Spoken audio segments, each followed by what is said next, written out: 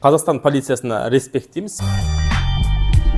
Біздің полиция Украина және Чехияда орналасқан трансұлттық қылмыстық топты құрықтады. В рамках противодействия киберпреступности сотрудниками МВД при проведении оперативно-розыскных мероприятий установлена причастность к интернет-мошенничеству иностранных граждан. Олар негізінен осы біздің елімізге бағытталған түрде алаяқтықпен айналысқан біздің отандастарымыз қаражаттарын жалған инвестиция, сіздер күнде хабарласып жүрген полиция қызметкері, банк қызметкері болып, біздің отандастарымыздың еліміздегі азаматтардың ақшаларын жылыстатқан.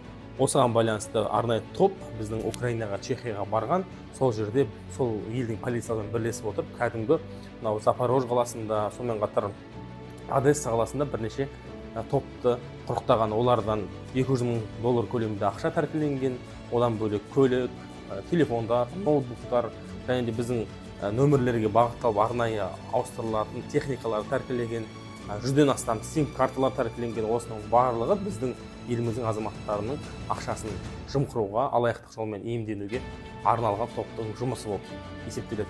20 адам құрыққа алынды. Олардың 9-ында қылмыстық іс қозғалып, қазір қамауға алынған деген ақпарат келді. Осы үшін де полицияға алғыс білдіреміз. Алаяқ-нет жобасы әрқашан алаяқтыққа қарсы, алданып жоқ іздегенше алданбайтын жол іздейік.